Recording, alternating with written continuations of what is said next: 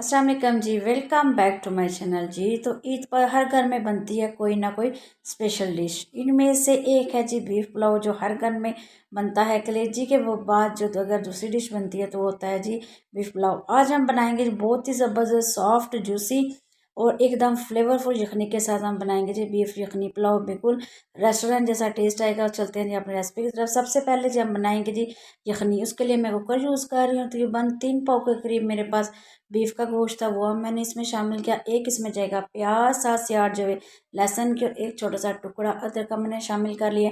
1 table spoon इसमें मैंने नमक का शामिल कर, और कुछ खड़े मसाले भी इसमें शामिल करेंगे। साबुत धनिया, सौंफ और साबुत ज़ीरा जो मैंने 1 टेबल स्पून लिया, और दो छोटे टुकड़े दालचीनी के लिए, तो वो सारी चीज़ें इसमें शामिल करेंगे। और इसके बाद जी बारी आती है जी पानी की।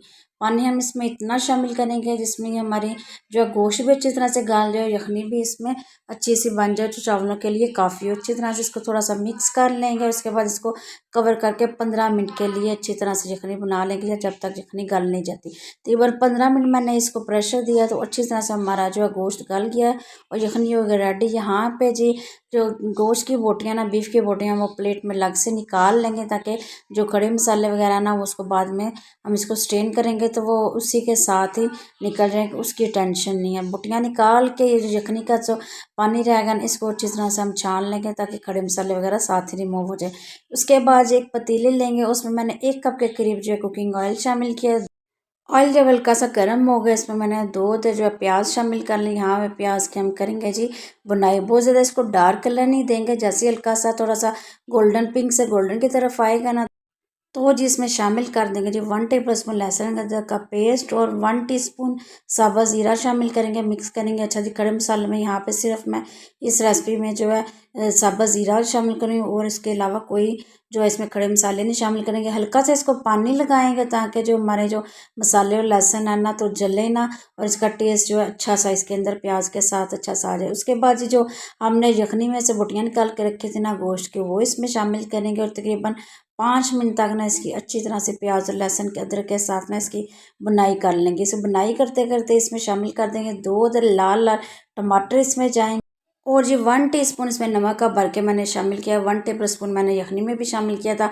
अब अपने टेस्ट के हिसाब से कम या ज़्यादा कर लीजिएगा। और यहाँ पे टमाटर को बहुत ज़्यादा गलाएंगे नहीं, हल्का सा इसका कच्चापन रखेंगे, इसे बड़ा अच्छा सा जूसी सा फ्लेवर आता है पुलाव के अंदर।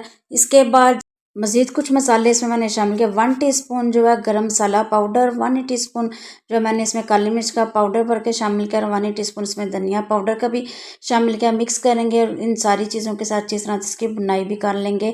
और जितने भी मैंने इसमें मसाले शामिल किए ना, अपने टेस्ट के अकॉर्डिंग कम या ज़्यादा कर सकते हैं जैसे आपको पसंद। जब अच्छी तरह से बुनाई हो जाए तो अब इसमें शामिल कर लेंगे जी यखनी। यहाँ पर जी यखनी मैंने शामिल किया इस गिलास के हिसाब से। तकरीबन 2 गिलास मैंने चावल के भिगो के रखे हुए थे, तो उस हिसाब से मैं 3 गिलास जो है यखनी के शामिल करूँगी। अच्छी तरह से शामिल करने के बाद इसको थोड़ा सा ना इसको मिक्स कर लेंगे, ताकि सारा फ्लेवर एक जैसा मसालों का यखनी के अंदर आ जाए। इसको बॉयल होने के बाद इसमें जो मैंने चावल भिगो के रखे थे ना वो शामिल करेंगे। हल्के हाथों से थोड़ा सा ना इसको हिला लेंगे, ये ध्यान रहे कि चावल टूटे। हल्के से हिलाएंगे और इसको पकने दें कब तक, जब तक जो है यखनी जो अच्छी तरह से चावलों को पी नहीं लेती, सारा पानी अच्छी तरह से इसका खुश्क नहीं हो जाता, तब तक हम इसको अच्छी तरह से पका लेंगे। बिल्कुल जब तक इसका पानी खुश्क नहीं होता तब तक इसको हम दम नहीं लेंगे। यहाँ पर हमारे चावलों का पानी अच्छी तरह खुश्क हो गया है। नीचे तवा रखेंगे, कवर करके बिल्कुल हल्के फ्लेम पे 15 मिनट के लिए दम देंगे। और 15 मिनट के बाद ये हमारा मज़ेदार, जायकेदार, सॉफ्ट, जूसी जूसी और एकदम फ्लेवरफुल परफेक्ट सा जो है ये स्पेशल बीफ पुलाव हो गया रेडी। ये देखें जी एकदम खिले खिले निखरे निखरे से जो हम इसके चावल देखें, और इसकी खुशबू तो वैसी है पूरे किचन में इसकी खुशबू फैल गई है। बीफ पुलाव का सबसे अच्छा और जो सीक्रेट यही है कि जितनी अच्छी तरह से आप यखनी को बनाओगे ना, यखनी जो होती है ना पुलाव की जान होती है, जितने अच्छे से यखनी बनेगी आपका जो है पुलाव उतना ही फ्लेवरफुल और चावल निखरे निखरे बनेंगे। और इसका कलर तो देखें कितना लाजवाब है। पुलाव ऐसा हो कि देखते ही भूख लग जाए। और ये देखें जी एकदम परफेक्ट सा हमारा बीफ पुलाव हो गया रेडी। और ईद दावत के लिए तो ये परफेक्ट रेसिपी है। रेसिपी जरूर ट्राई कीजिए। अगर अपना फीडबैक देना ना भूलिएगा आपकी रेसिपी कैसे लगी। Thank you.